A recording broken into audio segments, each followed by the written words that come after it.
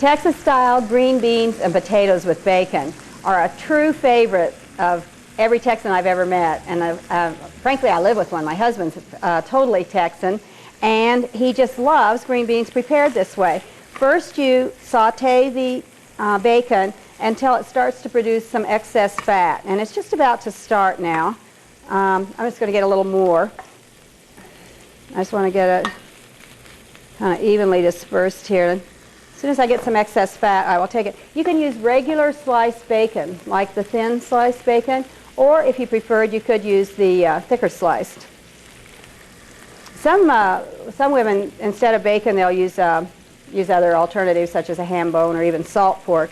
But bacon, I think, gives the very best flavor. And this bacon has some fat, but it doesn't want to let go of it.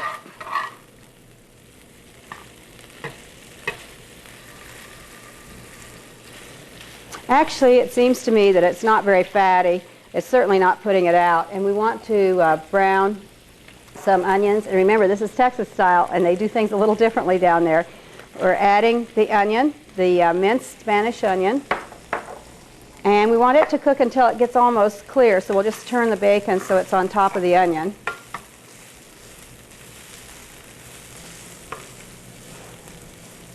A lot of times when green beans are first coming in, this is like a real true treat to Texans. They just have this dish plus cornbread for a light supper. Okay, the onions are starting to clear right now. And I'll add the potatoes. And I'm going to use my fingers because I want to place them cut side down so that they'll get really nice and brown, because that's the secret to a lot of the flavor. You just sort of place them around so they can get the direct heat. I want to get them close to the surface of the pan. And this will take almost 10 minutes to get them really nice and browned. And because it's going to take that long, I'd like to show you what they look like when they're really to the level that I like them, when they're really nice and almost very browned. Aren't these yummy looking? See, they get real browned on the edges. And you do cook them from raw as opposed to boiled. Now, I've eaten them from some Texas homes where they boil the potatoes, and they're not nearly as flavorful. So the next step that we want to do is we're adding chicken stock. And chicken stock's a big favorite for cooking any kind of beans, whether it's the dry beans or the green beans. It adds a lot of flavor. Then we're going to take these fresh green beans. We want this to just almost come to a bubble. Then we're going to take the green beans, and what you want to do is just leave them whole, just taking off the stem and blossom end. And that's starting to simmer, so I'll just scatter these about. And because it has quite a bit of bacon in proportion to the green beans, I found you don't need much salt. In fact, often I cook these all the way first before I add any salt.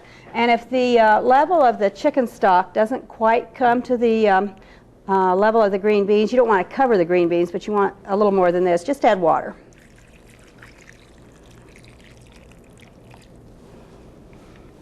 And now you cook them covered. I'm going to bring it up to a really high heat so I can get it really simmering. And you can see possibly that it's starting to develop a nice, really golden liquor that in Texas they call pot liquor. And they will boil them. I know my husband likes them this way, but he doesn't get them very often, like maybe once every 3 or 4 years. Not that I want to sound terrible, but they're just so horribly overcooked. They cook them 4 hours until they're almost gray and everything's falling apart. But they love them that way, and they serve them with the cornbread, as I mentioned. So now I'm just going to place the lid on and let this steam. I like it to steam about 30 minutes is plenty long, which is frankly probably longer than you normally do your green beans. If I'm just doing green beans regular for like steamed or something like that, I only do them like 5 or 7 minutes. But the taste of the bacon with the potato against the green bean, I think you'll find lots of fun. And it's served with Texas style with a hot pepper sauce. And they take it all out and just put lots of that pepper sauce on. It's actually really pretty good.